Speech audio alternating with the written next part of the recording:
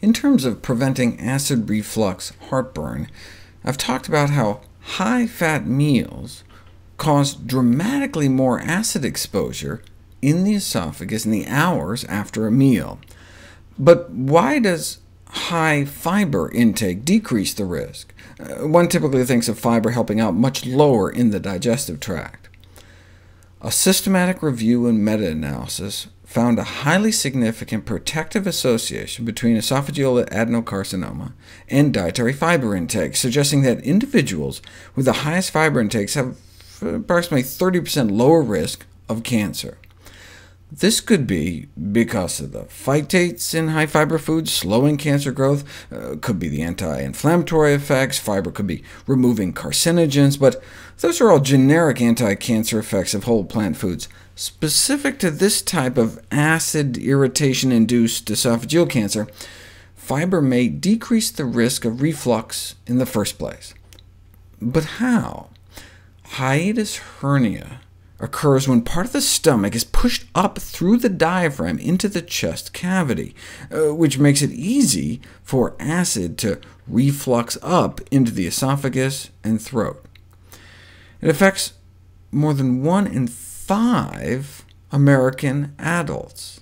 In contrast, in rural African communities that were eating their traditional plant-based diets, it wasn't 1 in 5, it was closer to 1 in 1,000, almost unheard of. It's almost peculiar to those who consume Western-type diets. Why are plant-based populations protected? Perhaps because they pass such large, soft stools, 3 or 4 times the volume as Westerners. What does the size and consistency of one's bowel movement have to do with hiatal hernia? A simple model may help illustrate the mechanism producing upward herniation of the stomach through the hole in the diaphragm that separates the abdomen from the chest, called the esophageal hiatus. That's the opening. If a ball with a hole in it is filled with water and then squeezed, the water is pushed out through the hole. The abdominal cavity may be likened to a ball, the hole in the ball corresponding to that esophageal hiatus in the diaphragm. So abdominal straining during efforts to evacuate firm feces corresponds to squeezing the ball, and may result in gradual expulsion of the upper end of the stomach from the abdominal cavity up into the chest.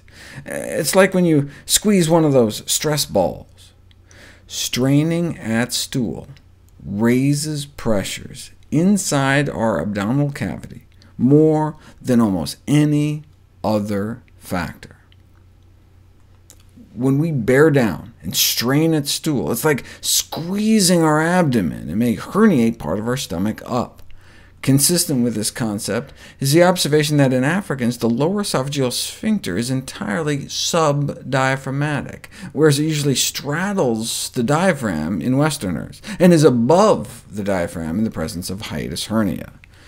And the same abdominal pressure from straining that may cause hiatal hernias may cause a number of other problems. The straining can cause herniations in the wall of the colon itself, known as diverticulosis. And the same pressure can also back up blood flow into the veins around the anus, causing hemorrhoids, and push blood flow back into the legs, resulting in varicose veins as well.